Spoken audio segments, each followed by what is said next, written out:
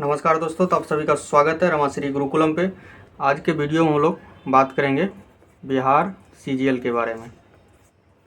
Bihar CGL 4 का जो vacancy आया है उसी के बारे में हम लोग बात करेंगे। ठीक है, इससे पहले हम लोग बात कर लेते हैं जो बिहार लाइब्रेरियन का वैकेंसी है। इससे पहले हम वीडियो अपलोड किए थे तो उसमें बहुत सारे भाई लोग का नेगेटिव कमेंट भी आया था कि सर आप गलत न्यूज़ बताते हैं। तो भाई आप खुद जाके ट्वीट पढ़ लीजिए, नीतीश कुमार के माननीय मुख्यमंत्री जो हैं बिहार के, उसका ट्वीट पढ़ लीजिए। और जो एसीएस है एस सिद्धार्थ, उसका भी आप लोग बाइट जाके सुन लीजिए। साफ साफ शब्दों में खुद बोले हैं कि स्टेट का जो एग्ज़ाम है वो TRE 5 से पहले होगा। और TRE 5 कब है? 2026 में। ठीक है, तो आप जाके पहले बाइट सुन लीजिए और ट्वीट पढ़ लीजिए। ठीक है, उसके बाद आप लोग नेगेटिव कमेंट कीजिएगा। और बिहार लाइब्रेरियन का जहाँ तक सवाल है, ठीक है, इसका अब LET होगा तभी कुछ होने वाला है, समझे? क्योंकि अब स्टेट तो होगा नहीं, स्टेट होगा 2026 में। अगर स्टेट के भरोसे अगर बिहार लाइब्रेरियन का वैकेंसी है तो तब तो आप सीधा समझ लीजिए कि 2026 में होने वाला है। ठीक है, अगर अभी इलेक्शन है, अभी इलेक्शन के वजह से ही कुछ हो सकता है। अगर झुकेगी भी सरकार तो इलेक्शन की वजह से। ठीक है, अगर सही में सरकार को बिहार लाइब्रेरियन का वैकेंसी करवाना है तो उसको अब LET ही करवाना पड़ेगा, लाइब्रेरियन एलिजिबिलिटी टेस्ट। ठीक है, तब जाके लाइब्रेरियन का बहाली होगा। उसमें भी क्या, हम लोग को सड़क पे उतरना पड़ेगा तब जाके होगा। ये सीधे सीधे घर बैठने से नहीं होगा।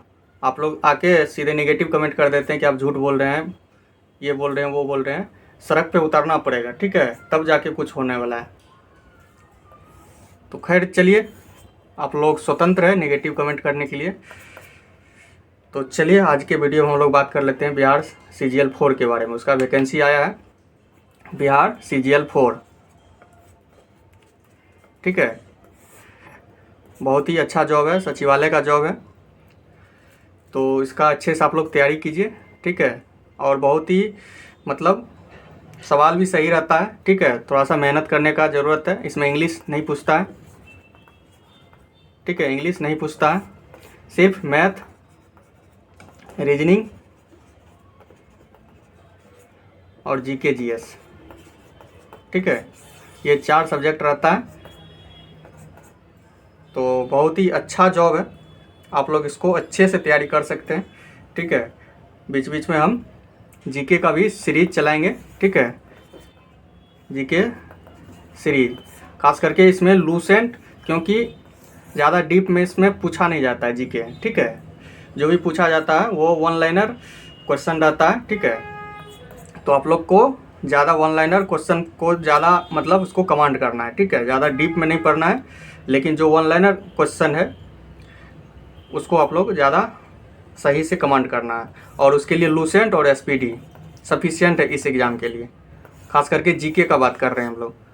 लूसेंट और SPD बिहार CGL 4 के लिए सफिशिएंट है। अगर इसको अच्छे से आप लोग कमांड कर लेते हैं तो आपका GK पूरा कमांड हो जाएगा। और करंट के लिए SPD करंट अफेयर्स आता है, आप लोग को पता ही होगा SPD का करंट अफेयर्स, जिससे कि करंट आपका कवर हो जाएगा। तो मतलब GK का जो सेक्शन है बस 3 बुक, लूसेंट और SPD का जो आता है रेलवे SPD, ठीक है, GK और साइंस का वो हो गया, और SPD करंट अफेयर्स, बस ये 3 बुक आपका GK सफिशिएंट है। बस इसी को आप लोग बार बार रिवीजन कर लीजिए। ठीक है, उसके बाद रहा मैथ और रीजनिंग, इस दोनों को आप लोग अच्छे से प्रैक्टिस कीजिए, क्योंकि मैथ रीजनिंग है, जितना प्रैक्टिस कीजिएगा उतना आपको निखार आएगा। ठीक है, उतना आपका कमांड बनेगा। तो चलिए क्या क्या है, कितना पोस्ट है, हम लोग वो देख लेते हैं। तो टोटल पोस्ट इसमें कितना है? टोटल पोस्ट है 1481 पोस्ट। ठीक है, और इसका रजिस्ट्रेशन कब से स्टार्ट हो रहा है? रजिस्ट्रेशन 18 अगस्त से शुरू हो रहा है। ठीक है, और इसका लास्ट पेमेंट कब तक है, कब तक आप लोग पेमेंट कर सकते हैं? तो 17 सितंबर तक। ठीक है, और फॉर्म, लास्ट फॉर्म कब तक भराएगा? 19 तारीख तक, 19 सितंबर तक। ठीक है, ये आप लोग का लास्ट डेट हुआ। पेमेंट आप 17 सितंबर तक कर सकते हैं और लास्ट फॉर्म 19 सितंबर तक कर सकते हैं। ठीक है, इतना आप लोग समझ गए। और शुल्क क्या है इसका, कितना आप लोग का लगेगा। ठीक है, परीक्षा शुल्क जो है जनरल के लिए, जनरल और बीसी के लिए 540 रुपया है। ठीक है, और SC ST के लिए 135 रुपया और महिला के लिए 135। ठीक है, और बाहर के जो कैंडिडेट हैं, बाहर के अदर स्टेट के जो कैंडिडेट फॉर्म भरेंगे उसके लिए 540 रुपया। ठीक है, आप लोग जाके ठीक है, आप लोग खुद से जाके भी इसका PDF पढ़ सकते हैं। ठीक है, फॉर्म का जो नोटिफिकेशन है उसका PDF आप लोग अच्छे से पढ़ लीजिएगा। हम आपको जो इम्पोर्टेंट इसमें पॉइंट है हम वो आप लोग को समझा रहे हैं। ठीक है, टेलीग्राम से जुड़ जाइए, वहाँ आपको PDF मिल जाएगा इसका नोटिफिकेशन का PDF पूरा, तो आप लोग वहाँ से जाके खुद से भी पढ़ लीजिएगा एक बार। ठीक है, और लेकिन जो मोटा मोटी बात है इसमें, मेन बात है वो हम इस वीडियो में आप लोग को समझाने का प्रयास कर रहे हैं। ठीक है, तो इतना आप लोग समझ गए कि टोटल पोस्ट 1481 है। रजिस्ट्रेशन 18 अगस्त से हो रहा है, पेमेंट 17 तारीख तक होगा और लास्ट फॉर्म कब तक भराएगा, 19 सितंबर तक। ठीक है, जनरल और BC के लिए 540 रुपया है, SC ST के लिए 135, महिला के लिए 135 और बाहर के कैंडिडेट जो भी फॉर्म भरेंगे उसके लिए 540 रुपया का परीक्षा शुल्क लगेगा। ठीक है, चलिए अब देख लेते हैं इसमें कि कौन कौन सा पोस्ट है। ASO का पोस्ट है। ठीक है, असिस्टेंट सेक्शन ऑफिसर, जिसको आप लोग हिंदी में सहायक प्रशाखा पदाधिकारी बोलते हैं। ठीक है, सहायक प्रशाखा पदाधिकारी ASO का पोस्ट है। इसका सबसे ज़्यादा पोस्ट है। ठीक है, 1064 सीट है, सबसे ज़्यादा इसी का सीट है ASO का, 1064 सीट है। और ये ग्रेजुएशन लेवल का है, सिर्फ ग्रेजुएशन होना चाहिए। ठीक है, और लेवल 7 का जॉब है। ठीक है, इसमें 35% आरक्षण के बाद महिला का सीट हो जाता है, बिहार की महिला का 368 सीट। ठीक है, तो सबसे अच्छा पोस्ट यही है ASO का, जो आपको सचिवालय में रहना है। चलिए अगला जो है योजना सहायक है। योजना सहायक, ये भी लेवल 7 का जॉब है। ठीक है, इसका 88 सीट है, इसमें भी सिर्फ ग्रेजुएशन चाहिए। और तीसरा है कनीय सांख्यिकी पदाधिकारी, सांख्यिकी सहायक, इसका टोटल सीट है 5। ठीक है, ये भी लेवल 7 का जॉब है। और इसमें जो क्वालिफिकेशन चाहिए वो चाहिए मैथ से, इकोनॉमिक्स से और कॉमर्स से और स्टेट से, सांख्यिकी से ग्रेजुएशन। ठीक है, इसका ग्रेजुएशन क्या चाहिए, मैथ से ग्रेजुएशन किया हुआ हो, इकोनॉमिक्स हो गया, कॉमर्स हो गया और सांख्यिकी हो गया, इससे ग्रेजुएशन हुआ जिसका है वही फॉर्म ये भर सकते, कनीय सांख्यिकी सहायक। ठीक है, अगला जो है अंकेक्षक का, अंकेक्षक, ये वित्त विभाग में निकला हुआ है अंकेक्षक।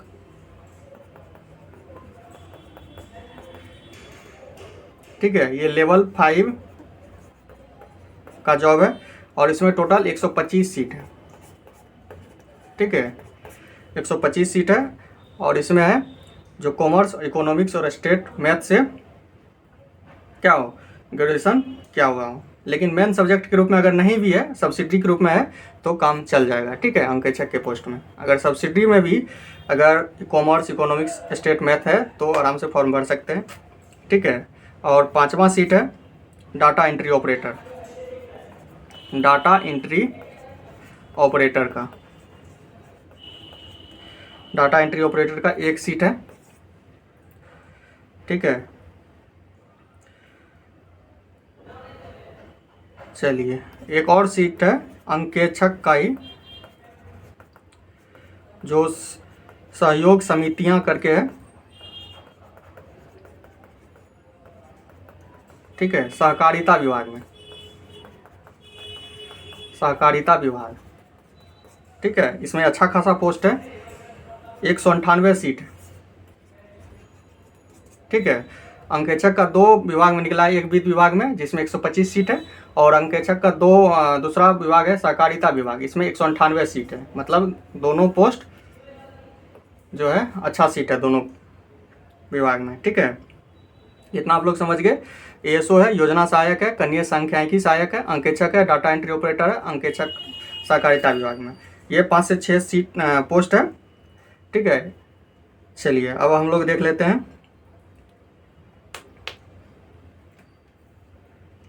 उम्र क्या है। इसमें मिनिमम 21 वर्ष होना चाहिए। ठीक है, और मैक्सिमम जनरल के लिए 37। ठीक है, और बीसी फर्स्ट एंड सेकंड के लिए 40 साल, और जनरल महिला के लिए 40 साल, और SC ST के लिए 42 साल। ठीक है, तो ये उम्र का आप लोग मैक्सिमम और मिनिमम क्या है उम्र का क्राइटेरिया वो आप लोग समझ गए। अब उसके बाद क्या है कि राज्य के मूल निवासी बेंचमार्क दिव्यांगजन मात्र को ही क्षैतिज आरक्षण अनुमान्य है। ठीक है, आप लोग पढ़ सकते हैं जाके, नोटिफिकेशन में लिखा हुआ है कि राज्य के जो मूल निवासी होंगे, ठीक है, जो बेंचमार्क या दिव्यांगजन होंगे, जो भी दिव्यांगजन है उसको ही आरक्षण मिलेगा, ना कि बाहरी स्टेट के दिव्यांगजन को। ठीक है, पहला ये शर्त है। दूसरा है कि महिला कैंडिडेट को, बिहार के मूल निवासी के महिला कैंडिडेट को ही 35% आरक्षण मिलेगा। ठीक है, और तीसरा है उपर्युक्त जितना सीट है 1481 सीट जो है लगभग नहीं 1481 सीट ही निकला है अभी, तो ये सीट घट भी सकती है और बढ़ भी सकती है, ऐसा लिखा हुआ है नोटिफिकेशन में। ठीक है, तो इतना आप लोग समझ गए। और जो सरकारी सेवक है, ठीक है, जो बिहार सरकार के सरकारी सेवक है वो सिर्फ 5 बार ही एग्ज़ाम में बैठ सकते हैं। ठीक है, ऐसा नोटिफिकेशन में लिखा हुआ है। जो सरकारी सेवक है वो 5 बार ही एग्ज़ाम में बैठ सकते हैं, और जो नहीं है तो उसका कोई लिमिट नहीं है। ठीक है, लेकिन जो बिहार सरकार में नौकरी कर रहे हैं सरकारी सेवक है वो सिर्फ 5 बार एग्ज़ाम दे सकते हैं। चलिए, इतना आप लोग समझ गए। अब हम लोग समझते हैं कि पीटी का जो रिजल्ट होगा, पीटी का एग्ज़ाम होगा, तो इसका 5 गुना, सीट का 5 गुना, ठीक है, सीट का 5 गुना रिजल्ट देगा मेंस के लिए। ठीक है, चलिए आगे देख लेते हैं।